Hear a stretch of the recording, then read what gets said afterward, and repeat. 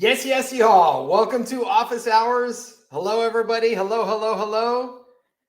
Sorry, I'm a few minutes late here. Just had to wrap up another call, but we will get this show on the road. Happy Friday, everybody. Whoop, whoop. What's up, Julie from Alpine? Good to see you. In the hood. What's up?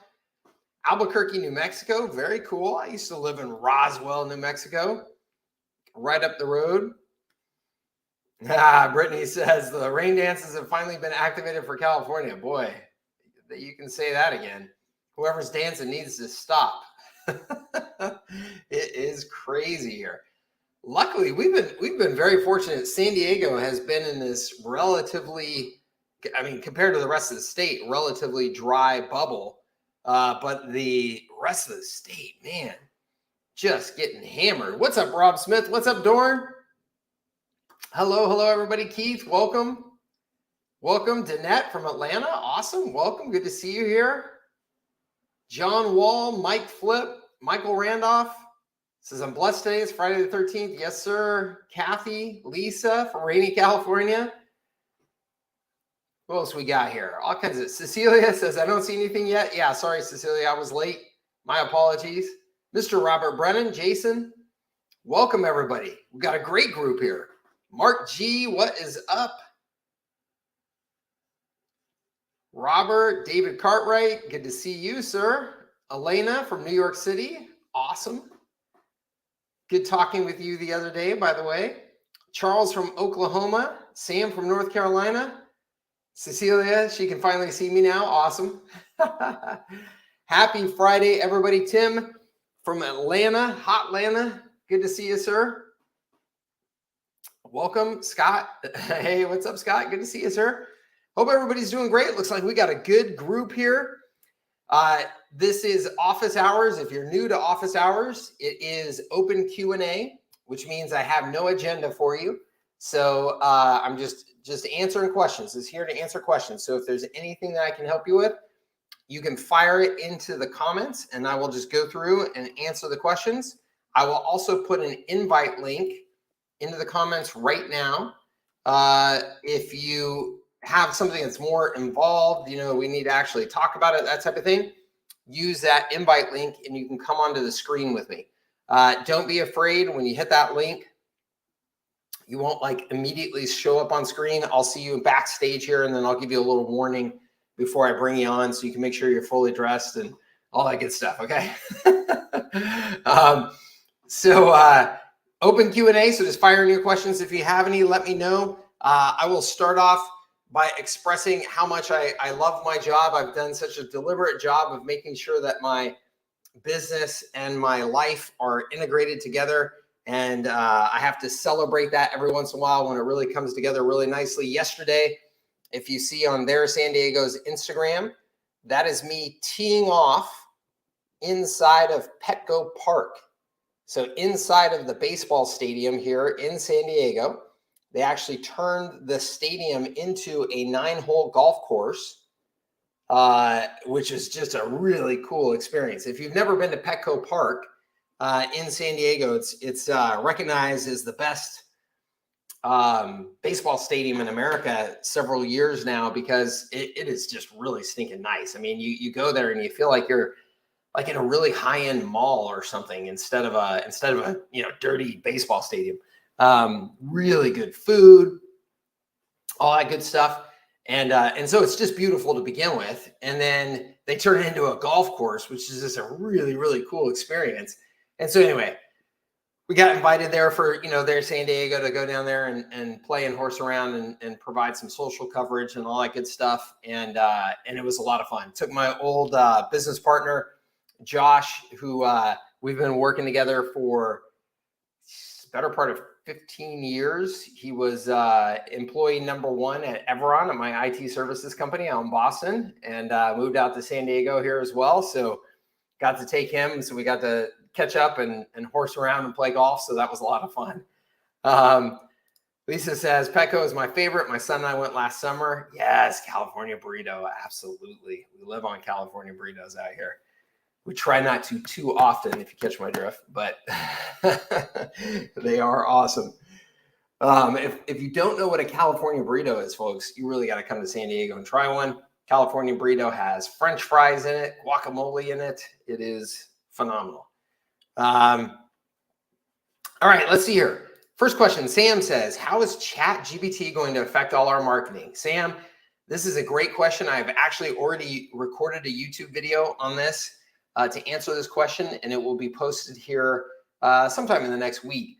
But let me answer this for you, okay? Because I have some strong opinions about this. You're seeing a lot of people talking about this out there right now. So let me say, ChatGPT, is ChatGPT going to change the agency business, change the agency industry? It is absolutely going to change the industry. There are a lot of people out there right now that are in this kind of defensive posture and defending, oh, I'm a copywriter and there's no way this thing's going to be able to replace me as a copywriter. I'm a designer. There's no way that this, is going to be able to replace me as a designer. Yes, it absolutely is. Okay. It absolutely is. We are only seeing the very, very first, earliest versions of this. And it already, with just a little bit of effort, it replaces the need for me to hire a copywriter for just about anything. You can create images. So now all of a sudden image licensing and having to hire a professional photographer and all this type of stuff starts to get really, really questionable. And this is just the very early days of this, guys. Like, it is absolutely going to destroy so many jobs. It's unbelievable. And I hate to sound like a doomsday guy. I'm not. But if you are currently making money on a relatively, let's call it like single purpose creative task, you are absolutely at risk. And so when I say a single purpose creative task, like if you are, I write emails, I design logos, I write blog posts, those things are absolutely going to get just run over by AI. So what is the answer to this? What is the solution to this? And here's what I can tell you is my response to that in the short term, in the relatively short term. In the long term, I got to tell you guys, I was just talking to Josh, my old business partner, about this yesterday. We had a good long talk about this while we were out there swinging the golf clubs. I usually am one of those people that is very confident that I can see a direction of something, and I may be off to a degree. You may have a view on it that's different than my view, but I feel very confident. I'm like, hey, look, I can see it could happen that way, but I think it could happen this way. I'm very confident. And let's just say it's like percentage this, percentage that, whatever. I feel like I've got judgment and experience and stuff to be able to make those kinds of calls. With artificial intelligence, I got to tell you guys, I run into a roadblock where my brain is not capable of processing what happens next. And it scares the shit out of me. I'm not kidding you. It really does, because I can really quickly see the point where you get to this place where you go, okay, this is either doomsday or it's like utopia. It's like one way or the other. And I'm not sure why it would go one way or the other, or how we manage that, or whatever. So I've actually given myself a homework assignment to like really try and find the smartest thinkers in the space and start studying everything that they've written about this and YouTube videos and all that type of stuff, because I run into a roadblock. Here's what I think in the relatively short term, and this is super important for those of us in the agency business, but really any business that's kind of like an expert business, is if you are, and I'm happy that this goes right along with my philosophy of what I've already been teaching people, is if you are putting together a complete system and you are the coordinator of that system. So let's just say you're an agency and you are developing the marketing systems for a business. Well, that marketing system needs an email system, and that needs to connect to your landing pages, and you're going to use Facebook campaigns to drive, the traffic into all of that, and then have a follow-up process, right? That's a system. It's a complete system that needs to be put together and integrated. And somebody needs to think through, what is the overall strategy from going from this part of the system to this part of the system? And what's all the communication and things like that needs to happen in there? The person that can do that still has the exact same valuable role that they have always had. That is an incredibly valuable role, and that has not changed. How you fulfill the bits and pieces in that has changed dramatically overnight. I mean, if you have not sat down with ChatGPT and said, I need 7 emails, that's a follow-up sequence for a welcome to a new agency client. If you have not sat down and messed with that, it's going to blow your mind, because that 7 email sequence now, I can have ChatGPT write a version of it that's, let's say it's 90% good in a minute, and it's done. And I didn't pay anybody. So so the person that can see, hey, here are all the assets that are needed, and here's how we're going to tie them together, that's still very valuable today. And I say today because my understanding of artificial intelligence is the way it learns so fast.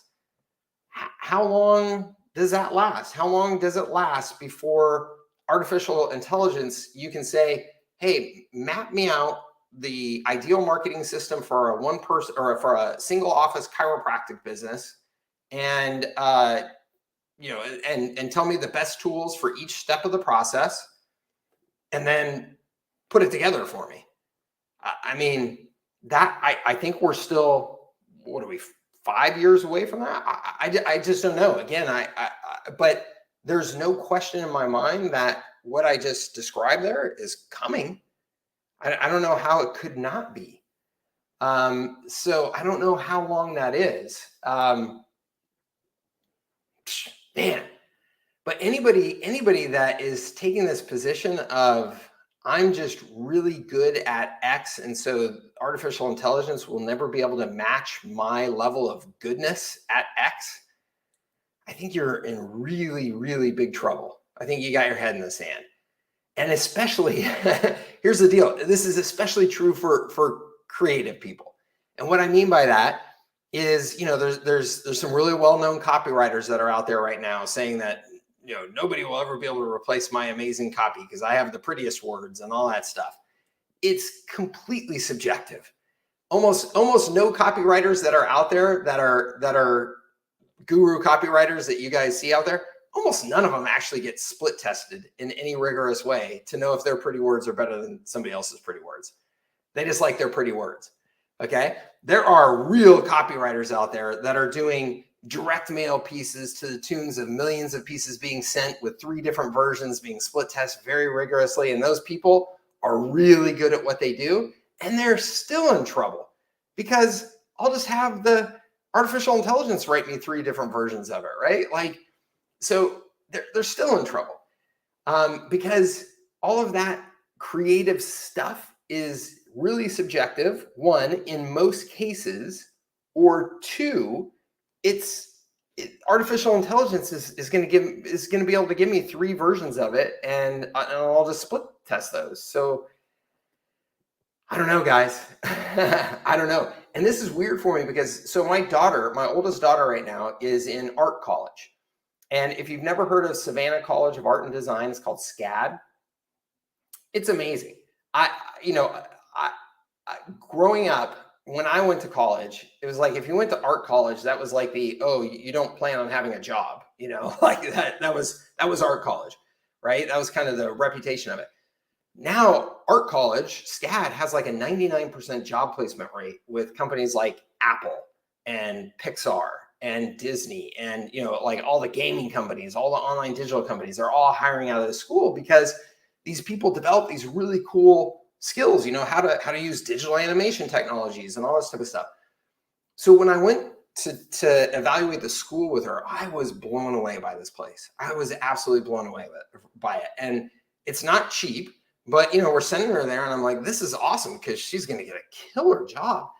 And now just 1 year later, not even 1 year later, I'm sitting there and I'm going, oh my gosh, like, is artificial intelligence just going to completely like just take this over? And how long will that take? I don't know. I mean, it's still kind of the same thing. I think like, there's got to be somebody who puts together the whole story arc, and there's got to be somebody who says, yeah, we need a little more nuance here in this image and in this story and in this sound. That for now, I think, that's still a ways off from artificial intelligence just being able to do that automatically. There still has to be somebody to guide it and work on those subtle details. But it's crazy. It's stinking crazy. So yes, the answer is yes. Here's the deal though. Like if you're panicking and going, well, maybe I shouldn't be in the agency business, right? What business are you going to go be in? I mean, this is going to impact. Somebody was asking lawyers, accountants, bookkeeping, all that type of stuff. Absolutely. Anything where it's like language, numbers, data, any of that type of stuff, processes, those are the immediate obvious ones. So where are you going to go? Where are you going to run off to? We're going to have to figure out how to adapt to this and quickly. Because I think the utopia version of this is it allows us to do all of that type of stuff so efficiently, so easily, that now people are freed up to do really interesting, creative work, I guess. And then the downside version of it is what you've heard from some people, where it's like the computers just go, you guys aren't necessary. you're just consuming our, you're just consuming the oxygen on the planet. We're just going to get rid of you. So I don't know. But it is amazing. I got to tell you right now, I love ChatGPT. I love playing with it. I love just seeing the directions that you can give it, and then seeing the result is unreal. What's up, Richard, my man? Good to see you, buddy. Jordan says Skynet is real, singularity is coming. Man, I don't know. I'm trying to figure it all out. Yeah, man, this one, right? ChatGPT is going to completely eliminate high school. I know. And Google's got to be really, really freaked out about this. Obviously, Google has their own version of AI that they've been working on that has got to be right around the corner, because you can ask ChatGPT anything, right? I mean, it's pretty crazy. And Julie says you have to fact check it. Yeah. And especially for now, because the public version of ChatGPT only goes to what year? It's like it only has data up until the year like 2015 or something like that. So anything more current and anything online that's more current is not in there. So yes, so it's got total limitations now for sure. The next version of it is supposed to come out in the next handful of months though, and it's crazy. It's supposed to be like, I don't know, it's hundreds of thousands or millions of times or whatever more powerful because of all of the learning it's already doing. That's crazy. Julian, I have responded to your tickets as of last night, sitting up watching, what was I watching at 11 o'clock at night, responding to your tickets. So I don't know if you are not getting the responses, because my support team has been responding to your tickets as well. So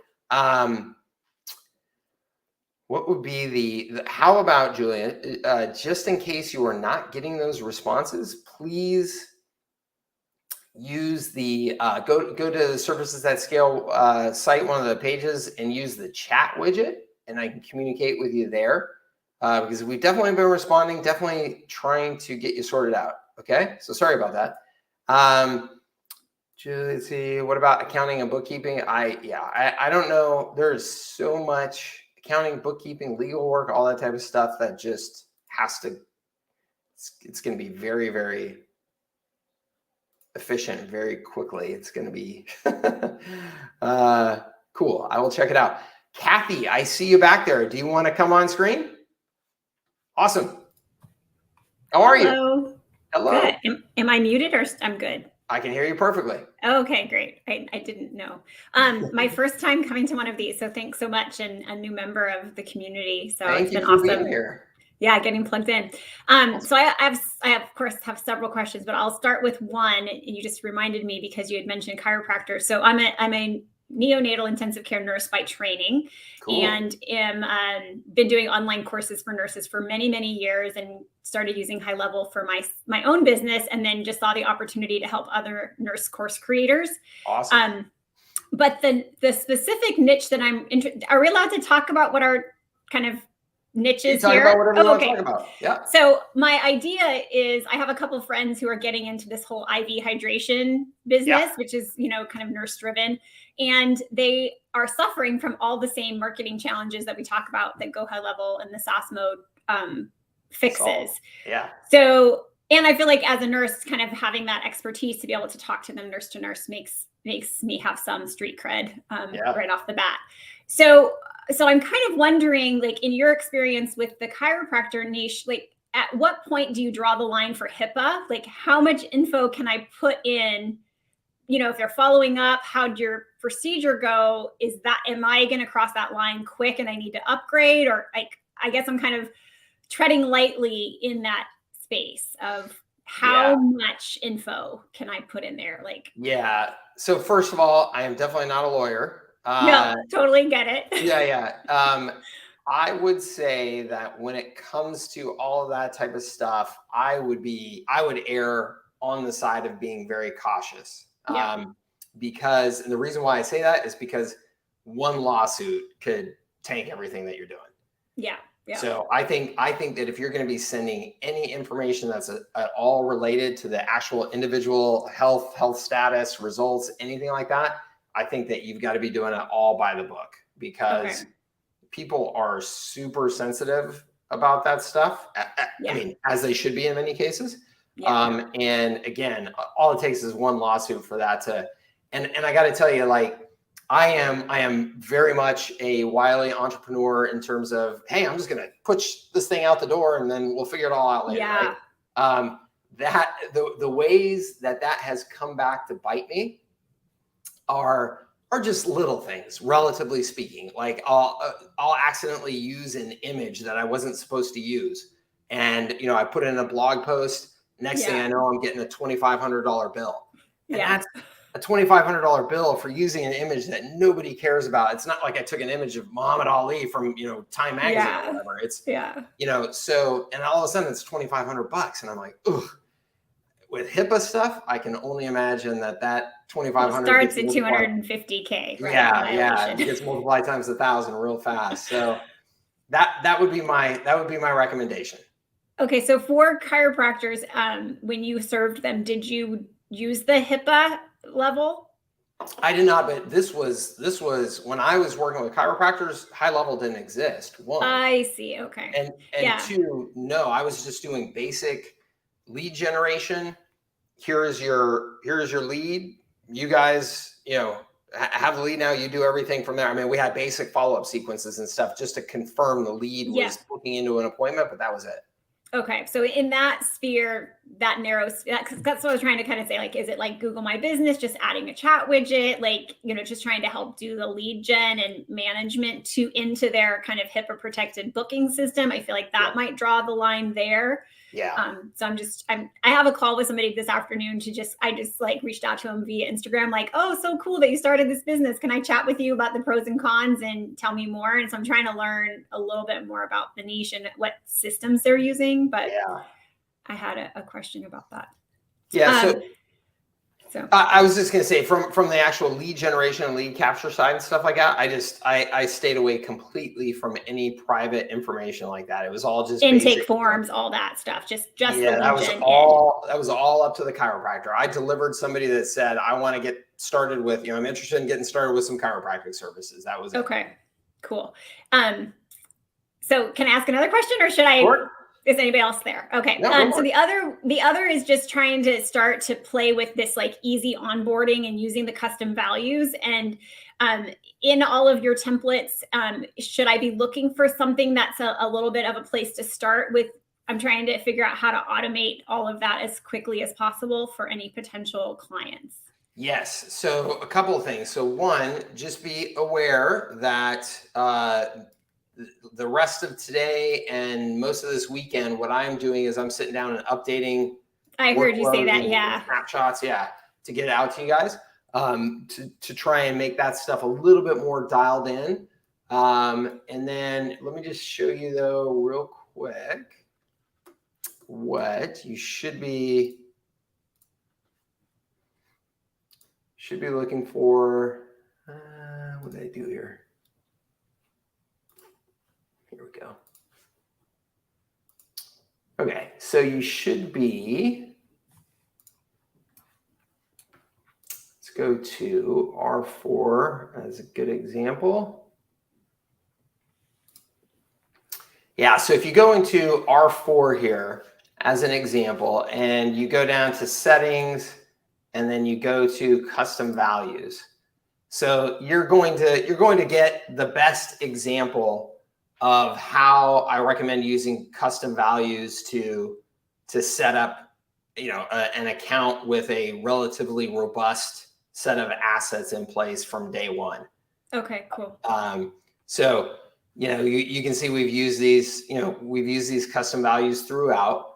And the most important thing that I would say, in addition to what you have here as an example, and this is a big part of the reason why I want to go through and kind of clean things up, is that what you ideally want to do is just make sure that you're super consistent with your naming conventions across, let's say you have 3 different snapshots. You want to make sure that you're using the same name for what you're calling your highlight color on your website. Oh, got it. Okay. You know what I mean? So that way you're not having to look for what's the different name of the custom value in this snapshot and a different name in the third one, because I use 3 different ones. So what I would recommend, and I'll do my best to give you like my kind of version to start with and all the snapshots, but ultimately all of you need to understand this enough and be prepared that you're not going to just take the snapshots that I give you and go, oh, there's a service delivery system. Mike just gave me the whole thing. It's never like that. It's you're going to take the foundation that I'm giving you, and then you're going to say, okay, for my chiropractic customers, I want to capture these other details and stuff like that. And so I want these custom values in place. So you're going to add to it. So when you do that, what I would recommend that you do is you just have like a separate like Google Doc or something like that, where you say, here are all my standard naming conventions for my custom values. And then that way you can very easily just, copy and paste and just put them in from one snapshot to the next so that you know exactly that you're using the same things. Does that make sense? Yeah. And then as far as like when you're onboarding your client, do you recommend having like several stage surveys where you can collect some of the information in custom value form, like through a Go HighLevel form, and then you kind of can get, say, the website and a Linktree page done, and then you can move on to chat widget and getting their domains. That's like, is it a little bit step by step in that way that you onboard people? Yeah, good question. So there is, so what I would recommend is that you have a general onboarding survey. And in that general onboarding survey, you're collecting primarily just like general information. What's your your business name? What phone numbers do you have? What, just all that type of stuff. Who's on your team? What are their roles? So that type of stuff. And then for the website in particular, if you're doing that, I would recommend that that's a separate survey. Yeah. Because you're collecting some pretty specific information to do with websites there. And then beyond that, it's really kind of just like service by service, to evaluate. Okay. But I think that just a couple of things to keep in mind. If it's going to go longer than just a handful of, pages of survey, break it up into multiple surveys and deliver them at different times, because people get overwhelmed and they get frustrated, and I don't want to sit here and respond to the survey. And next thing you know, you get all your surveys are 20% responded to, right? Yeah. So I would definitely look to break them up. And then I would just look for, again, what are the opportunities where you can reuse the information and not have to ask them again. So, yeah. that irritates the heck out of me, right? Somebody gives me a survey and it's got all my basic information. The next survey has all my basic information again. I'm like, geez. So yeah, just be thoughtful about that. But the website in particular, because especially if you're doing like a real kind of template driven process, like I like to, you're going to ideally have some very specific website related questions that you're going to ask. It's going to make the survey long enough that just keep that its own thing. Okay. And then sorry, it's a technical thing. So when they complete do I map the response to the custom value? Is there like a link and probably a video somewhere? Oh, okay. No, you can't do that yet. That is absolutely, that when that happens, it's going to be a fantastic day in HighLevel land, because it's going to allow us to do so much crazy automation. It's incredible. Okay, so it's still little manual moves of that info into. Okay, great. No, I have a new VA starting to help me with all this, so I was just trying to kind of like get the basics myself for the next couple of weeks before they get onboarded, and that we maybe start this. So and you can. And the other thing that I would say too is I would recommend that you test. If you're doing a survey that is getting a little bit, bigger, or just like a little bit more sophisticated information. Like, let's say that for websites, what I always did was I presented them like a series of images. And I said, like which image here most resonates with the image like you'd like on your website, right? Stuff like that can be done more effectively in a lot of the survey tools and stuff outside of HighLevel. Okay. So if you're collecting basic information that hey, I want this information permanently in this HighLevel account, and we can just put together simple forms, boom, pull it in there. As soon as you get more sophisticated than that, I would start to look outside of HighLevel and say, hey, can I do this better and have a better experience both for the customer and for me by using whatever survey gizmo or whatever the latest tool is out there. Okay. Yeah. Google Forms or whatever. Okay. Yeah. Since there's no integration now, there's no, other than just containing some of that info, there's no real upside to using the survey for any other specific automation. Exactly. And the way, I mean, there is some, so let me say, like, and actually that brings up the very important point about these surveys. So there is automation for any survey that's valuable on Go HighLevel, because if they fill something out or don't fill something out, you can be triggering automation based on that. So you miss out on that. So I would use HighLevel whenever I can. The way that HighLevel then keeps and organizes that information can be a little bit sloppy.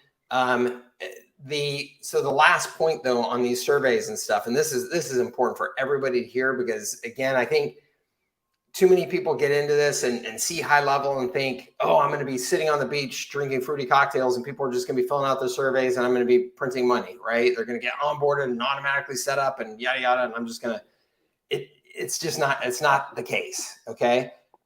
So as an example, very, very, very realistically, what's going to happen is you're going to send your onboarding surveys and then crickets.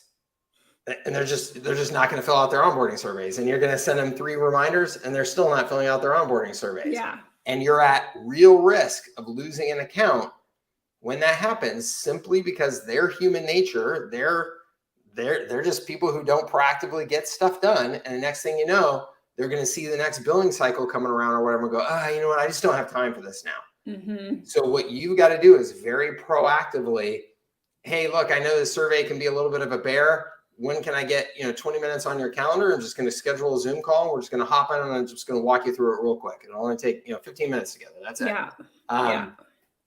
You're just going to have to expect to do that in a lot of cases. So just make sure that is a part of your plan.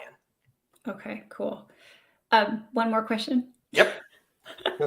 I'm usually a very low, in the background, low talker. So I'm surprised I'm actually even on here. I have a zillion questions. So the other is I know you're not a lawyer, but so tell me what you've done legally. What if Go HighLevel goes down and someone's in the middle of a launch and, where's the liability lie? They're purchasing the service from me. And, do you do contracts and how do you protect yourself? Like, is that the way through contracts? Yeah, but I mean, yes, that is the way that you protect yourself. The reality is you are making a bet on HighLevel or any other tool that you're using to have infrastructure in place, data security in place, privacy rules in place, all that type of stuff. With HighLevel, again, no different than any other business that you're planning on working with.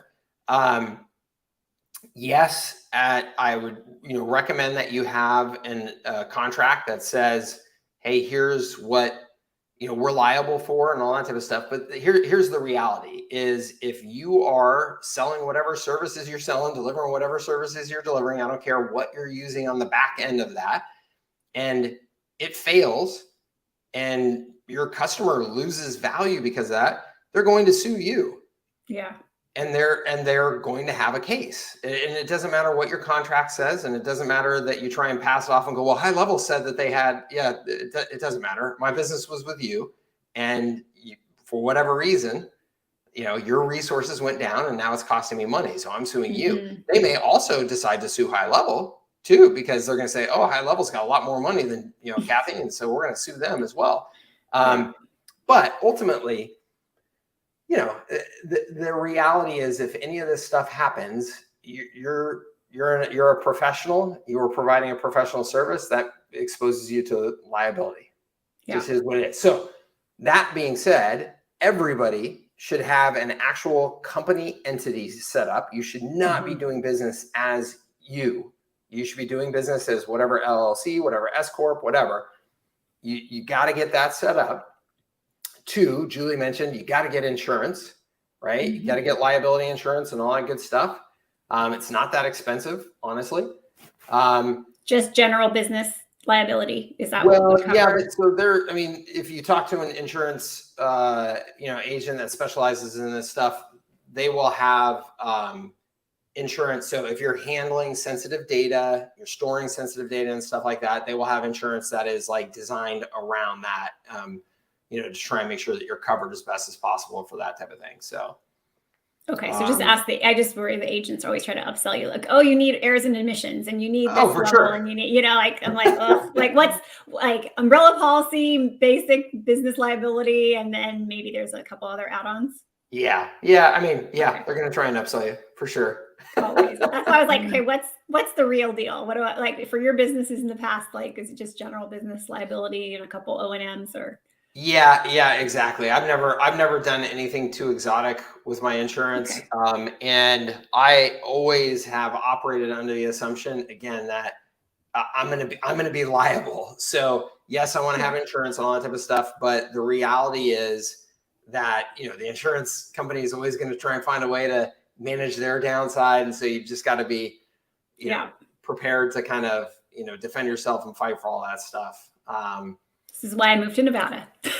What's that? That's why I moved to Nevada. Yeah, exactly. Yeah, exactly. So physically and all entities are now in Nevada. Yeah, that's good.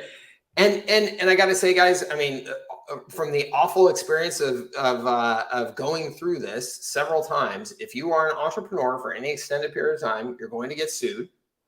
It's just business. People see you as a target. They think because you're an entrepreneur, you're rich.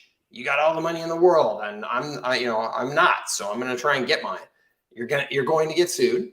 You're going to have people totally screw you over. Sorry, human nature. My first business, 2 business partners walked into the bank and took cashier's checks for the entire bank account, split it down the middle. 18-year-old bank teller didn't. She was just like, oh yeah, sure. Here's 2 checks. They weren't even signers on the account. So they just walked out with all the money. I bought a business in Los Angeles. This is about, 10 years ago or so now. One of the top employees then proceeded to walk away with about 30% of the customers over the next 3 months, doing it all using company information behind the back, all this stuff that we got all of the record of. Sued him, took him to court, didn't even get 1 minute with the judge.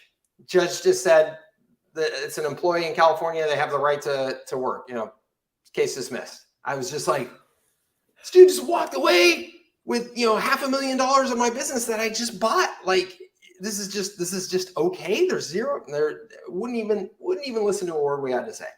I mean, So it's just a harsh reality that some of this stuff is going to happen, and you got to be prepared for it, and you got to choose your battles, because anything that you're going to do with lawyers gets expensive fast. And the chance of you recovering any of that money, even if you win, is absolutely tiny. Absolutely tiny. Somebody's just going to declare bankruptcy and, yeah, sorry, I can't pay it. So that sucks. It just does. Risk reward. Yeah, risk reward, exactly. And you just got to put the right things in place to do your best to protect yourself. And my policy has always been with customers, with any service business that I've ever had, my policy has always been, look, we'll do everything that we can to try and make things right. So all we ask is that you give us a chance to make things right. If we can't, we're going to sit down and have adult conversations and figure it out. Because as soon as lawyers get involved, it just, like I said, it just gets expensive. Okay. And any good resources for where to go get digital marketing agency contracts, or just go to my paralegal and start there? No. My recommendation, this has been my strategy ever since I became an entrepreneur, is go find the biggest, most public company that you can that is doing something very close to what you're doing. So HubSpot would be a good example of that type of thing. And go and get their contracts. So go download all their contracts in terms of service and do a cut, replace, find and replace HubSpot with your business name. And now you've got a contract that they probably invested hundreds and hundreds of thousands of dollars to get developed over the years. Okay. So now you've got that as a starting point. I'm not saying that should be your finish point necessarily, but you've got a very, very solid starting point, because the challenge is, again, going back to the AI conversation. If you go to a lawyer typically and you say, hey, I need a new contract, they're like, oh, let's start with word number 1 in this contract. And let's start drafting things, right?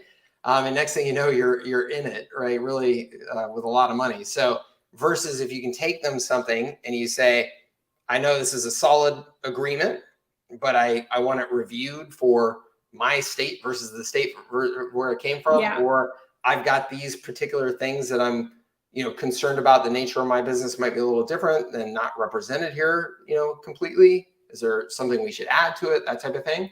But that's my recommendation. That being said, if you do some searches, there are definitely out there some law firms and things like that provide kind of templated contracts to get you started with, that are trying to cut a lot of the costs and stuff out of this process. So you can do that as well. And then for the HubSpot one, you would just sign up for a free trial and go to terms and conditions that they have you sign off on. Is that where you'd get the copy? Yeah. Most of the stuff is just available on their website, and, that type of thing. Yep. Sweet. Yeah. I mean, I can keep asking questions, but I don't know if there's anything else in the chat. But hold on, we got Kyle in the background here. So hold on, let's get Kyle in here too. What's up, my man? What's up? Nothing. What's up with you? Just working away. Nice. How can I help you? Yeah, I didn't have anything super specific. Actually, I was one thing that has been on my mind is two things here. So one is I have been working on creating this kind of holistic, complete marketing machine for restaurants. And I think I saw you say somewhere recently, I think it was on Instagram, where you're you do not need to do everything, Correct. And as I've been sort of both ruminating on this, and also I've turned this thing into a roadmap for restaurants. And I generally my feeling when I present it to them is this is it's too much, probably overwhelming. Yeah. And so I've been thinking of really paring things down to the most high impact, levers or whatever. And something that's I've been feeling really strongly about lately, especially as it pertains to restaurants. And I commented on your thing. I just really feel one of the service that takes up the most time and, everything really is just social posting. It's, creating original content. I feel like it does nothing. And I do it for probably 6 or 7 restaurants. Mm-hmm. And it's decent content. And I mean, you made the really, I felt like an idiot, but you're the social part is just as important as the media part. But I guess I just wanted to kind of like, float this out there. I'm seriously considering either like eliminating that from my service offering, or, maybe it's like once or twice a week, just like super light posting, or maybe we like supplement it with like, I would have to hire somebody for like comment, community engagement or something. Cause that sounds like an absolute nightmare to me, to like be going on someone else's account and I can't even do that for myself. So I would need to hire somebody for that. Anyways, blah blah blah blah blah. Any thoughts? Well, yeah. So one, you don't have to offer social media content.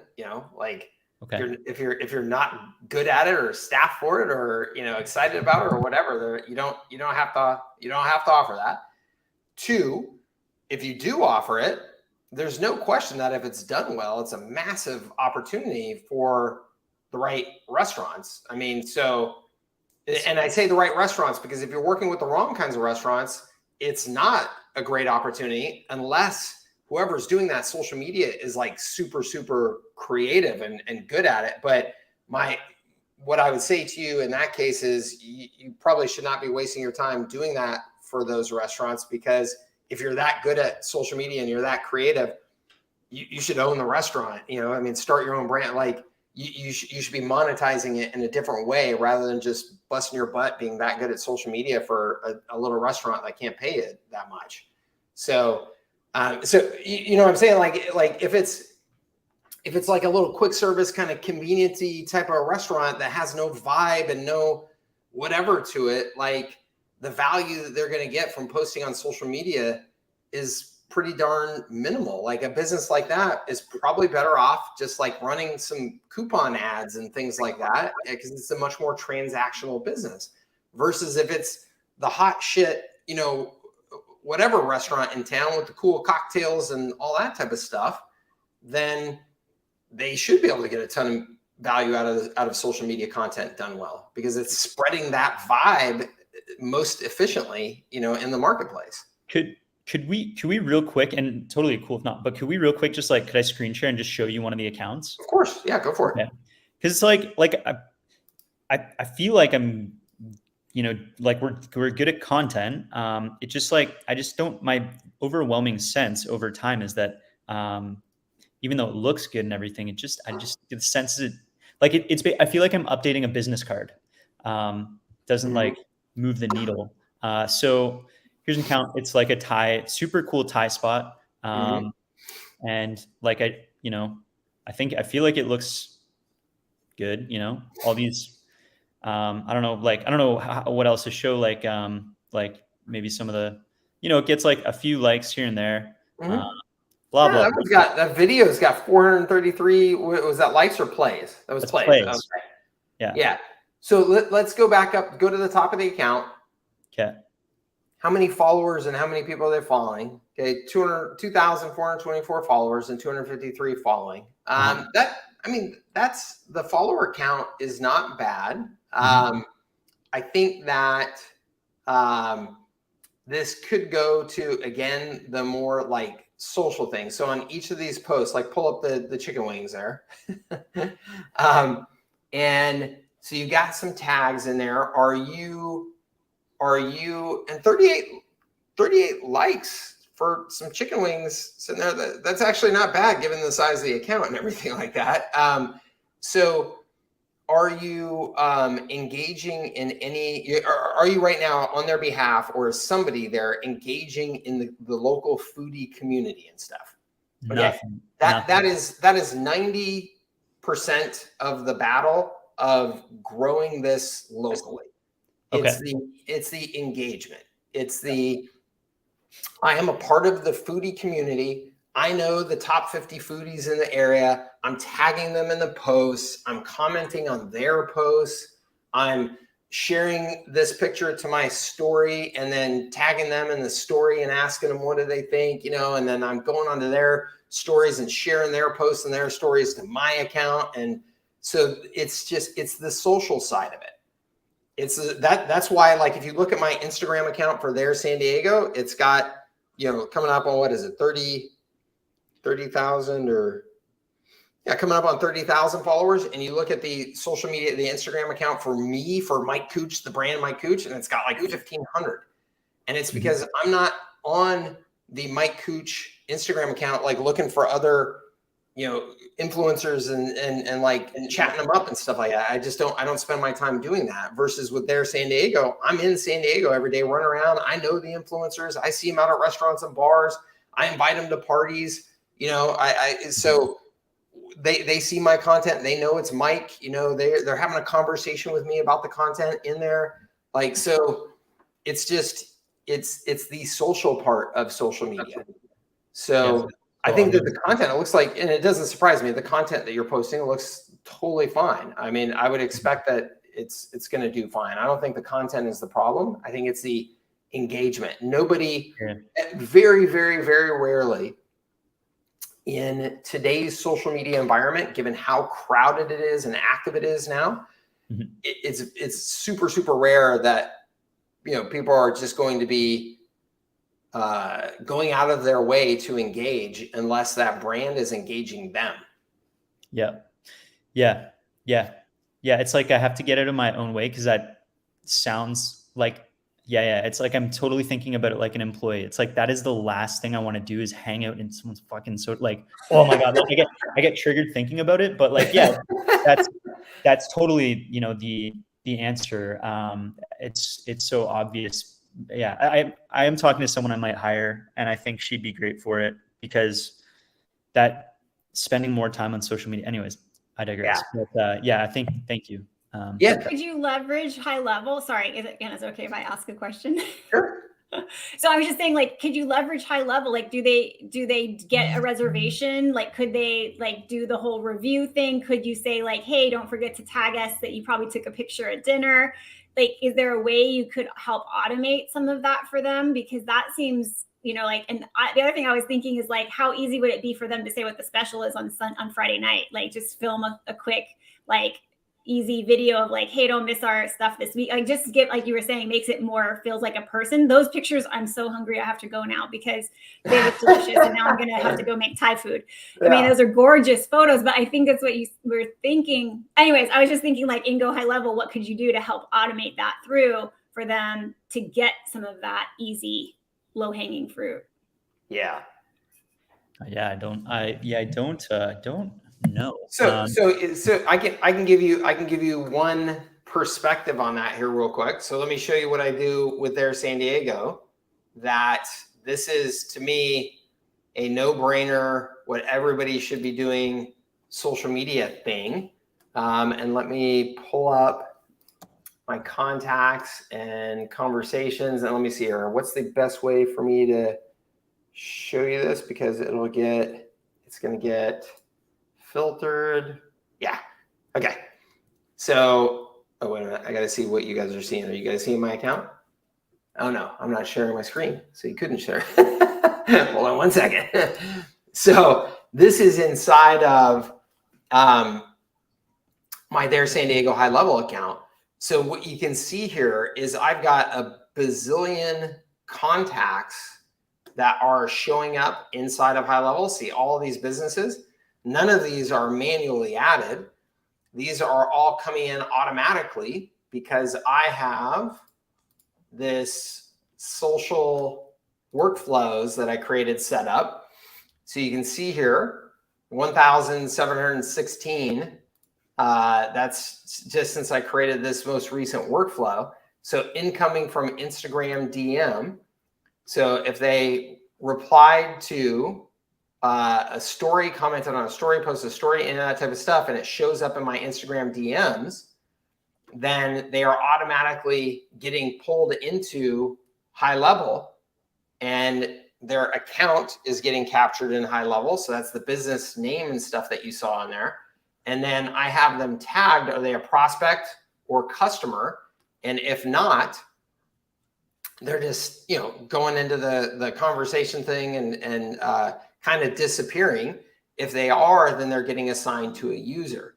So you could use this in different ways for different types of businesses, but essentially I'm pulling all these people into HighLevel. So now I could take advantage of automation. So in my case, if they're a prospect or a customer, then they're getting assigned. You can see a tag on there for who they are and stuff like that. so that I know that I specifically want to follow up with them. That makes the management of a lot of this stuff much easier than if I were doing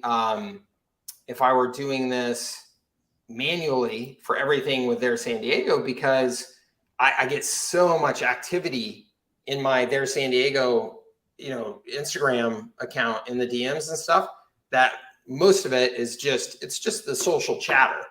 I'm at a party and everybody's just chattering, and I don't need it, and I don't have to follow up with every bit of it. But the stuff that is a prospect or a customer, somebody that I've identified as a prospect or a customer, if they're tagging me in there and we're having a conversation, I want to make sure I see it.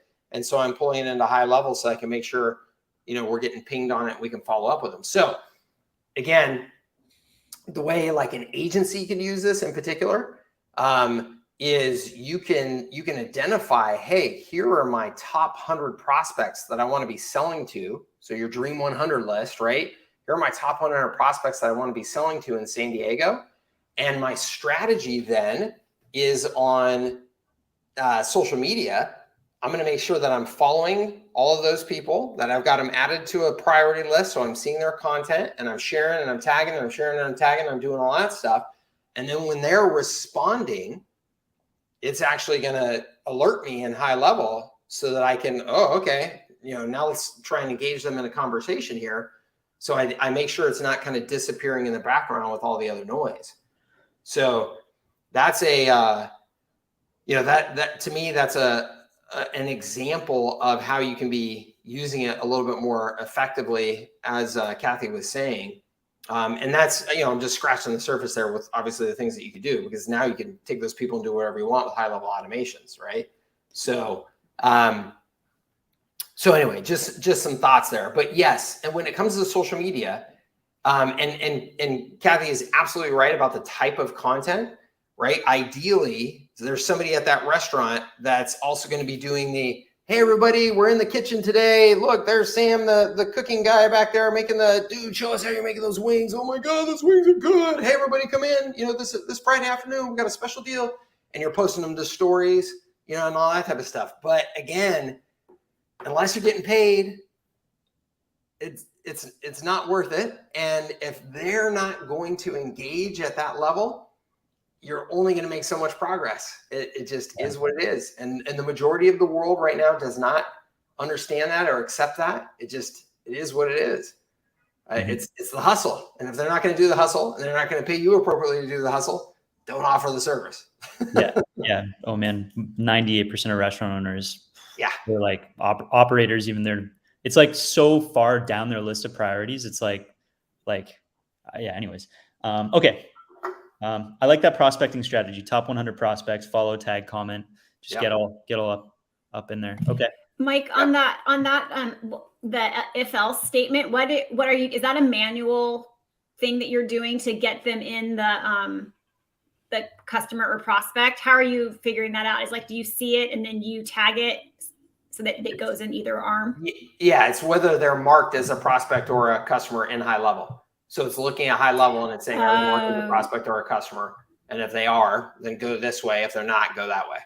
And if they're kind of new sliding in your DM, like they're new to then you have to tag them manually later. Like you kind of look into them and then you decide that, and then that way. Yeah, I mean, you could do it in a number of different ways. You could say, hey, this is somebody new that actually mentioned me in the DMs, and so I want to tag them as X automatically. So you could have a workflow that did that, and that those types of decisions are appropriate based on the type of business you're in, the type of industry you're in, and stuff like that, right? So like with their San Diego, we get tagged by a bazillion people all day, every day. So it doesn't make sense for me to identify every single one of those as prospects. A lot of them are just people that are in San Diego. Just, hey, I'd like to get my picture seen on their San Diego, so they tag us. So for me, there's X number of businesses, X number of PR agencies, things like that I want to work with in San Diego. So I am in the database, making sure that they're marked.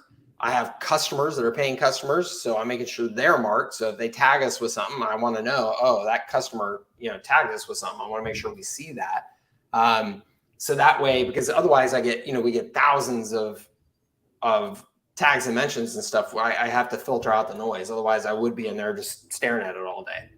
And you do internal notifications too, so that you know when those things are coming through. Okay. Yep. Thanks. Yeah. I'm going to hop off the camera, but thank you. You don't have to. You're not going to come in here? It's always much better when there's on the people on screen camera with me. look at other than me. What's up, Charles? Cup your hands. Huh? Oh, sorry. I was talking to somebody else. Didn't realize you had me on. Hey, so real quick, we're today's Friday. It's our video day and gym day in a little bit here. Don't know why I shared that, but felt like it was necessary as an accountability thing. Good But man. in HLA, and we're talking about the attention engine, right? Yeah. Your pitch for low dollar amount, $5 for each thing until you figure out which one's working. Yeah. So the question is, we've got like 70 videos we're going to be creating and want to get out, 1 to 2 a week. Mm-hmm. Awesome. Do you suggest the ads to the video by itself? Should we embed the video into a blog post? What's the formula? Any preference? Try them all. Yeah, Yes. that's what I figured. Yeah. So you're going to get different benefits from each. Okay. So the answer in that particular scenario is, tell me what your strategy is, and I'll tell you which one is probably best, but you'll probably want to do both. So the strategy of put the video directly into the platform and promote the video is going to be great for just awareness and views. Okay. Right? It's in the platform. So it's going to be harder for me to find a link to click off to get to your website and stuff like that. But I'm going to see your face all the time. I'm going to hear your voice all the time. And so there's benefit to that. It's not always about response, right? It's attention. Yep. So that's a great thing to just be running those suckers.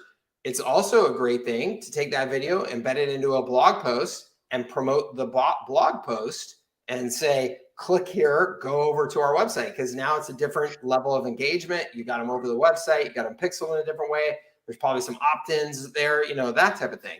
So when you say, hey, Mike, I just need a bunch of stinking attention. I'm in obscurity right now, which is 99% of you, right? You just need to ramp. We all do. And I'm talking about me too. We all just need to ramp up our attention like crazy. So invest in that for sure. And then when it comes to, hey, I want to try and get people here and get them to opt into X, then that's a separate campaign, separate objective, and do that too, and be testing versions of things to be doing that as well. So it's both. You want to, it's an and, not an either or. Okay, so that's what I figured. Let me spit it back to you just to make sure I'm clear. So on YouTube, run ads to the video itself. In the description, we'll plug in all the stuff, links to websites, links to forums, knowing that probably most folks won't go down there, but we'll provide them anyway, just in case. Yep. Take the same video, embed it in the blog post. Now take the blog post, and we're thinking about trying Bing. Have you ever brand Zuka as just a platform out there for ads? They're doing connected TV stuff too. Supposedly like Hulu, Homes and Gardens, all kind of stuff like that. We'd be selective in terms of where we want it to show up at, because we want to be focused on our demographic. But we're trying a couple of different things. So your answer is try them all, see which one works, which one sticks. Yeah, but I would start with the majors first. Facebook, LinkedIn, TikTok, Bing. I would start with the majors first. Like, why go to the minors until you've tested the majors and gotten the most out of those? Okay, good point. Good. We'll get on it then. I gotta say, like Charles and everybody out there, I've gone down the same rabbit holes of, I think, anybody who's like super interested in internet marketing, in that there's always more things and the next thing and the next thing. And there's you can see those graphics that have been put together where it's like, there's literally like 12,000 traffic sources out there now that you can be, running ads on. And it sounds attractive because you're like, hey, that's a little honeypot that nobody's messing around with. But the reality is 99% of the traffic on the internet comes from Google, Facebook, now TikTok, and then LinkedIn is, in certain markets, of course, a major contender now too. But it's like, that's like 99% of the traffic on the internet. So like, just make sure you're there first. Absolutely, I get it. And I think so. For our first niche, which we've talked about, I don't have any issue with that. It's the new niche, the contracts we're getting into with our book. I just remember when the first time we had a big one, the guy, I see you guys everywhere. And that was kind of our approach. So we'll obviously nail those first ones, but with the whole connected TV thing opening up to folks at our level, it's no longer, you know, the big expense, big pockets. Like I can advertise on those for $10 a day. And I thought, how cool would it be if they saw us on Facebook, on LinkedIn, on YouTube, and now we're nailing them when they're watching their Hulu, you know, their special Hulu TV. I love it. Over the top. No, I love it. I think that's great. And I also think you should be testing direct mail. So we'll talk about that in class. Yeah, sounds good. I appreciate it, man. Have a good one. All right, thank you, sir. Have a good weekend. You too. All right, Chris, a question regarding niches. Do you think high-level based services deliver more value to a niche that is naturally repeat, like restaurants, or that's at need, like pest control? I don't think it's either one or the other, Chris. I don't think it's either one or the other. It's the nature of the business model that they're in. The tools in high level and the services that you can deliver to them are perfectly good for either one. So what I mean by that is, like, yes, it's awesome. Let's say you're working with restaurants, every single, and let's say it's a quick service restaurant, you know, it's a $10, you know, burrito meal or whatever, right? You can send out like a new coupon offer type of thing, like every stinking week, maybe multiple times a week. And it will work and it will drive business, and that's awesome. Right. So you could say, well, then it's better to be, you know, working with those types of businesses. With pest control, you're not going to be able to do that because, hey, it doesn't matter how many times you send me a coupon each week. I'm not going to just order up pest control unless I need pest control, right? But the economic model of the pest control business says, hey, man, even if you're only getting in touch with these people once a month and it takes 8 months before they call me, that's still fantastic, right? Because my pest control economics are just fine. You know, I made 3,000 times the money that quick service restaurant did on that deal. So it's just, you're just adapting the tools to the model of the business that you're working with. So I hope that helps. Lena says, so should the leverage templates and snapshots be showing up in my Go High Level account? No. They will show up inside of the courses that you have access to, and then you will decide which of those you want to put into your Go High Level account. Okay, so those are inside of the courses themselves. Okay, Brian says, I'm looking to sub-niche down to just local breweries that are only 10K. Oh, and there are only 10K in the US. Do you think that is big enough to gain enough market share? Brian, I think so. One, I have not worked with them, so I don't know what kind of money they actually invest in marketing. I would be concerned. I mean, it's definitely a very niche market. It's not a big market. One, two, I think that there are a decent number of people out there competing in it. Three, it is, my concern is that it's a business that gets almost all of their business from distributors, right? So they get their distributor relationships, and those distributors just grow their volume essentially for them, rather than them doing a bunch of, you know, local marketing on their own. So I understand in the whole micro brewery space and the local brewery space, like here in San Diego, you know, we've got a lot of breweries that are doing smart local marketing and come in for the tours and come in for the Friday night happy hours and come in for so those, you know, are being aggressive about their own marketing. I think how many, you know, what percentage of that 10,000 is actually operating that way and investing that way, only you would know. I would not know because I don't spend enough time with that market. Funny enough, my very first job out of college was working for one of the major breweries that was still private and family owned. And so I got some insights into some of this stuff, that it was, mostly driven by distributors. So, at least at the time.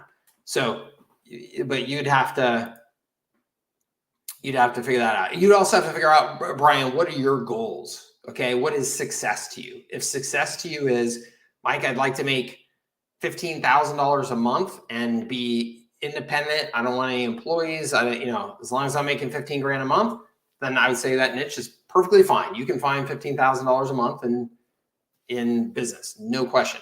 If you're telling me you're trying to grow that into a $5 million a year business with a team and you don't have to spend too much time on it and all that stuff, like I said, you would know better than I do, and you just have to, unfortunately, you're going to have to answer that question yourself. I have concerns about it. You can hear my concerns, but I can't say yes or no. Let's see here. Sony says your affiliate links are not working. Your HighLevel affiliate links are not working. First of all, thank you for telling me if that is the case. Let me just labspecial.com. Oops, geez. Let me just do this. Services at scale /HighLevel. This takes you to my HighLevel page. This is my affiliate link. I click on that. It takes me there. So what? I click on the trial. I'm not sure what you mean by it's not working. Can you tell me a little more about what your experience or where you're experiencing it? Because it seems like everything is, are you saying that like you're just not getting, like when you actually do the deal, it's not getting me credit, or what are you saying there? I wonder. But thank you for calling this to my attention. I've actually heard that multiple times in the last week. So maybe those links are up and down or something. I don't know. You can also take links to specific posts that you'd like more engagement on, or write an email linking back to that post, asking people a specific action. Yep. Any way of getting your There San Diego snapshot, Mike? So in my local media program, I offer the snapshots. So Local Media Launch Accelerator is not publicly for sale right now, but I am going to relaunch it here relatively soon. Cool. I just use going in, it's decent. It's still not great for video. Yeah, it still needs work. Breweries with food. Yes, local breweries with food. Yeah. So I mean, it's essentially like a restaurant, right, Brian? But probably with some more financial upside to it. Like I said, if it's a small lifestyle business that you're after, there's no question you can make it work. If it's a, trying to grow something that's a pretty, it's a bigger growth opportunity, then I think it's got some challenges. Scott says, I've been selling these services as Wild West. It's all about creative and strong call to action. Engagement is hard, if not impossible to measure. Good to know, Scott. Lisa says, business listing scanner. Is there a white label or app that we can use as an agency setting up a funnel with a scan now button to show potential clients their pay directly? Is there a white label or app that we can use as an agency setting up a funnel with a scan now button? I don't know. That's pretty cool. I have no idea though. What's up, Joe? What's your opinion on the solar niche? Wow. Well, Joe, I mean, that has been a big lucrative niche for a lot of people for years now. The biggest thing I would be concerned about is that California just removed a ton of the incentives for solar that have existed for years that have driven the success of a lot of marketers in that niche. So California has offered all these tax, deductions and payments and, all this type of stuff. So the marketers have very smartly, been able to say, hey, homeowner, we'll put in these solar panels for you for free, and they put in the solar panels, and then the state of California cuts them a, $10,000 check. So my understanding is that the far majority of those incentives from California have now all stopped. just that just got announced like in the last month. And I've got to imagine no matter where you are, if California has done that, your number of opportunities are going to shrink dramatically in terms of kind of easy button economics in that space. So because as California goes, whatever you think of California, whether you like California or not, as California goes, the nation goes in many, many ways. And so you're going to have to look at the economics of that market right now. My bet, Joe, is that it's a bloodbath in that market right now with a lot of the existing marketers, because there's been a lot of existing marketers that staffed up. I mean, there's literally like hundreds of employees because the incentives there were so good. My bet now is a lot of those guys are going. So I would be just thoughtful and smart in that one. I would be careful. Okay.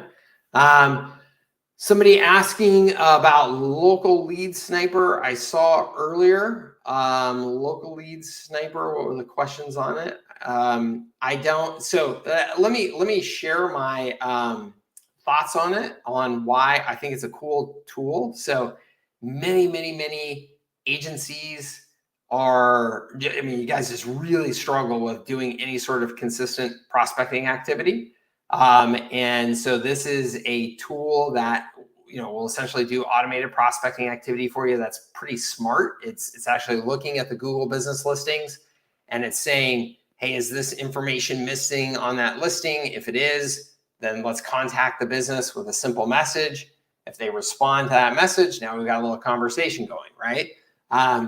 So these types of tools, come and go, pop up, every now and again, and are, getting more sophisticated over time because people are getting better with data scraping engines and all that type of stuff and automation. It's not very expensive. And so to me, it's one of those ones where it's like the ROI of this just has to be, do you get any prospecting activity going? Then good. I mean, because you're not spending, I mean, what is it? It's, $67 or whatever to get the software. So, so if you are doing anything related to Google business profiles, or that is just a good natural conversation starter for you to lead to your other services or whatever, I think it's a great prospecting tool. So that is my belief on it and why I have shared it, because I think, again, anything that helps agencies with prospecting is a good thing. So it's pretty smart. It's pretty well done. And I've had some people ask me, well, what are all the upsells and all that stuff? I actually post them inside of Circle. But look, the way you should evaluate these things is always evaluate every step on a, Sean, I already answered your question. I sent you an email and I posted it inside of the group. So always evaluate each step of the offer just on its independent merits, right? You shouldn't feel like you have to buy the thing just because it's there, right? Like, I mean, if you get that initial software tool, it works as a software tool. It works. It'll do what it says it's supposed to do at that price point. So you don't have to buy any of the upsells to make that software work. If you had to buy the upsells to make the software work, I would not promote it, guys. And I would tell you to tell those guys to give you your money back. Like that's bullshit. So evaluate step number one. If you think that that's good for your business and helpful for your business, great. Are there going to be upsells then that they say, hey, you can get more value for this much price? Yeah, absolutely. So, if that makes sense to you, then go for it. So I know some of the upsells are, one of them you can do, you have like an unlimited image license. So you use these images to, to show them, hey, here's what's missing in your profile or whatever. Like there's an unlimited image pack. There's the ability to do, I think it's actually in that same version, the pro version, there's an ability to search on multiple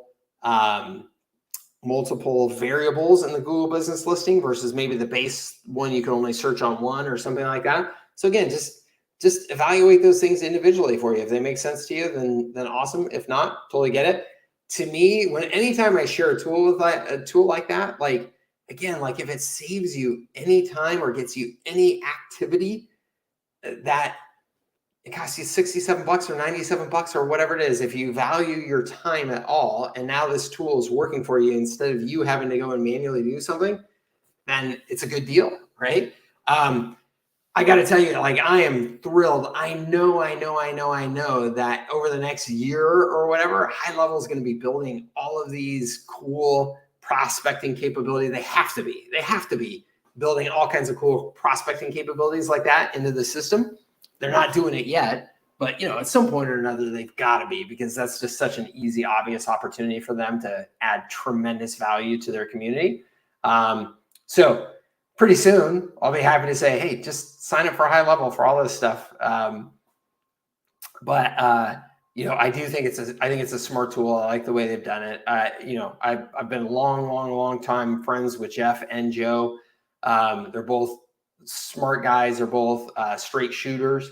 And Joe is wicked smart. Like, he's very, very clever with software and understanding like how to design it to do things that you want it to do and stuff like that. And so having his brain behind it is always a good thing. So that's that. Yeah, absolutely, Jason. Good. I'm glad. That's the thing. It's 47 bucks. It's like, yeah. I don't mean to sound like a jerk. Like, I mean, money's money. So, and everybody's in a different financial position. So I'm not meaning to sound like a jerk. Like, oh, just blow the money. It's, to me, again, if you're looking at prospecting and you're going, okay, I got to sit down and do all this stuff and I got to do it consistently, and I'm not getting it done because I got all the other responsibilities in my life and yada, yada. And so I need to get it done consistently. There's generally only a handful of ways of doing that. One, you strap your butt to your desk and to your phone, and your discipline is all heck to make sure you're doing that 6 hours a day. Two, you're running paid ads, because paid ads are prospecting for you, essentially, right? And then three is you got some sort of automation tool like this that will do it for you. And we live in an incredible time when a tool like that is not very expensive and can do some amazing things for you. Lisa, the name of the tool is Local Lead Sniper. If you go to, and I'm not trying to promote here. I think it's Lab Special Lead Sniper.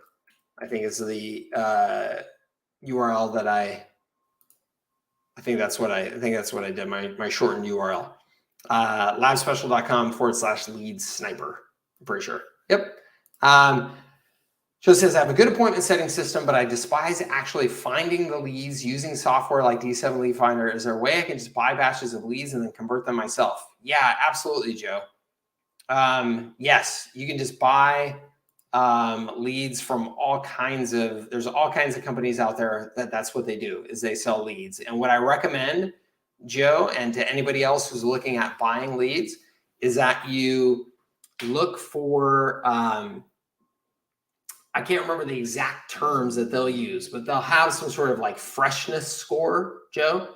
So you'll pay a little bit of a premium, but these are leads that came in the last 10 days, right? That they got added to their database like in the last 10 days. So that they're like actually actively looking for something right now. And then also getting the data based on some sort of like action trigger. So these guys just bought a new house. These guys just filed to open a new business. These guys just bought a BMW. Essentially, you can get any of that information. You can buy information, guys, until you have contacted a list broker and tried to buy data. You have no idea how much about you is being tracked and sold. It is shocking. It is absolutely shocking.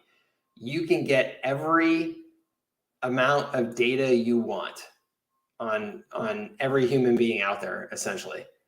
Again, like if you just bought a new car, or you just responded to something indicating that you might buy a new car, or your house, the heater in your house is coming towards an end of warranty or whatever, everything is available for sale. So the way that you find those, Joe, is you do a Google search for list broker. And here, actually, let's just do this real quick, because this is fun sometimes. Let me share my screen.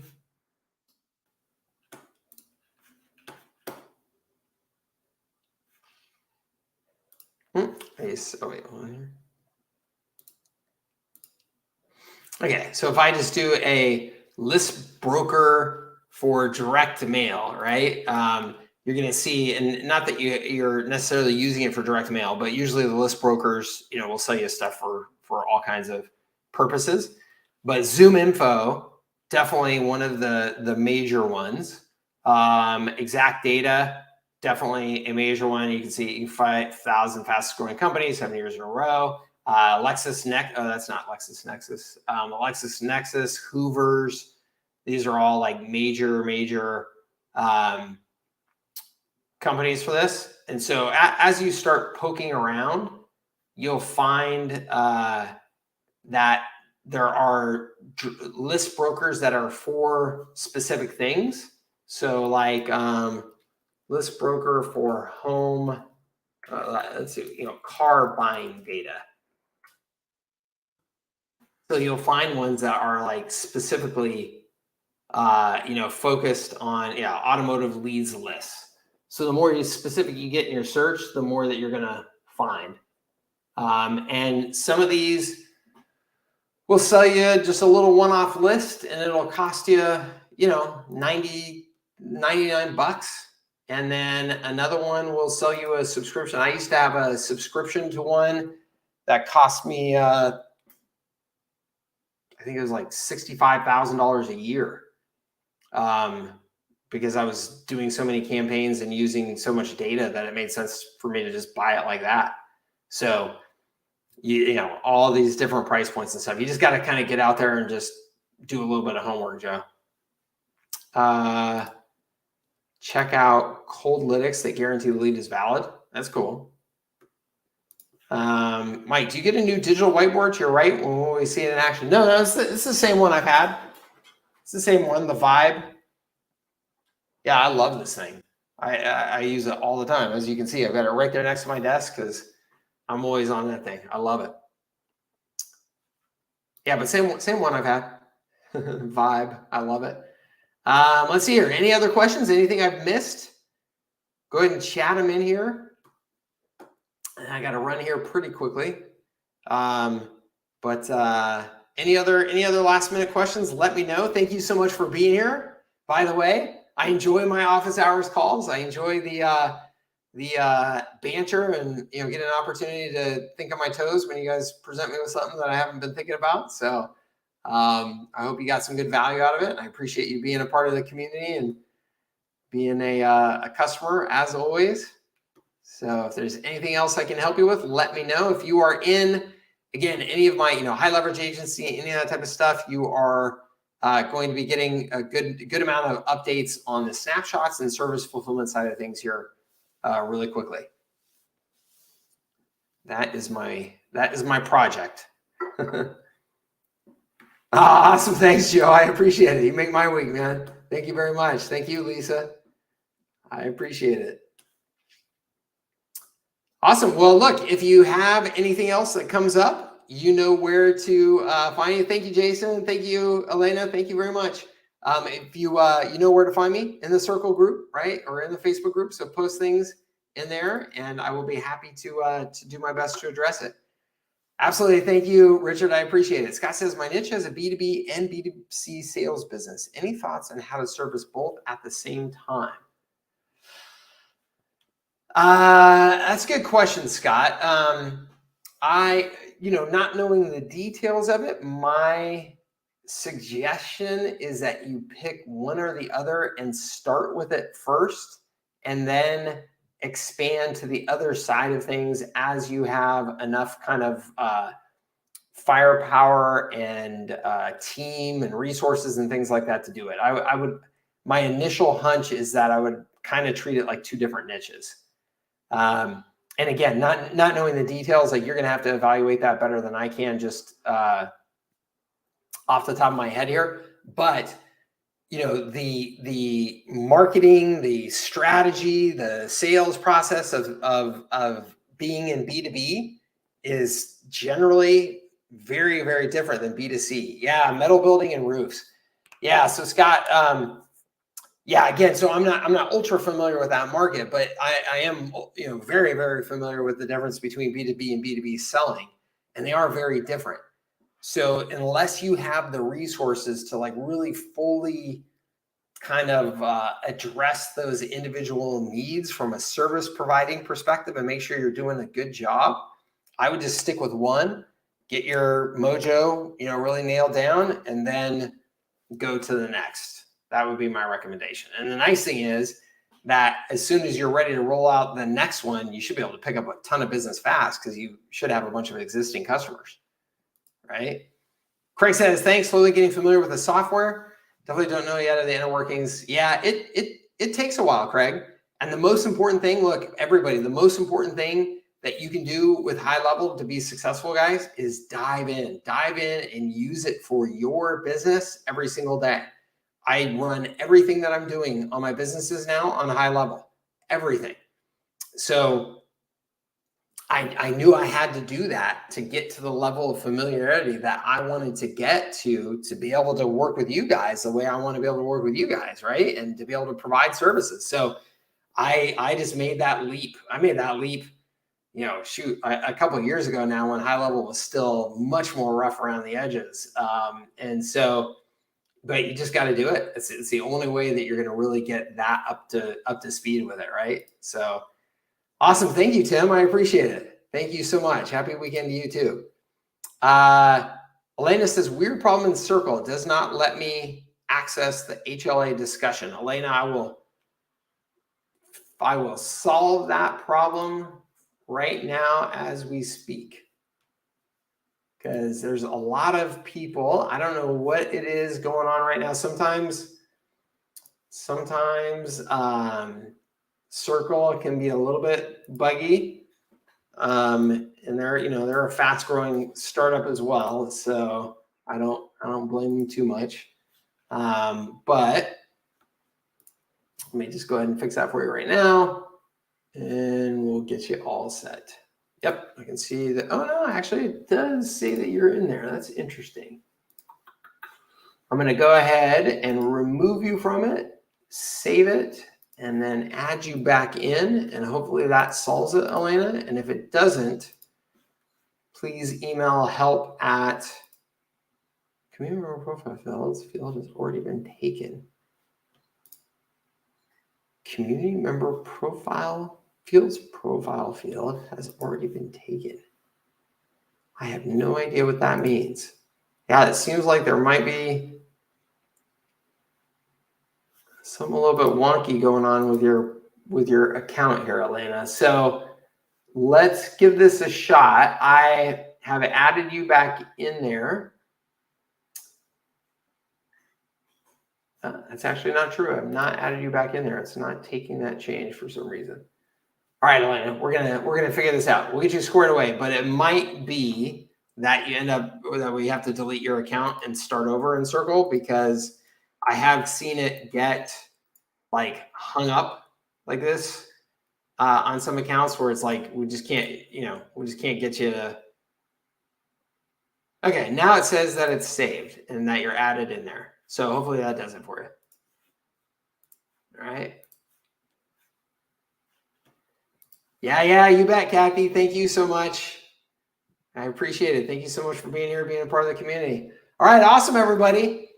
Thank you for coming to office hours. Happy Friday. Hopefully this is the start of your Friday happy hour. Or hopefully you're kicking butt and working all weekend like I'm going to be doing. That's fine too. Whatever is working for you. Let's go get after it. Okay. Have a great weekend. Thank you for being a part of your community. Thank you for your time and attention and business as always. We will see you on a future call. And if you have any questions in between now and then, please post them inside of the community, and I will respond to you here as soon as I can. Okay. Thank you, Elena. I appreciate it. All right, you guys, take care. Have a good one.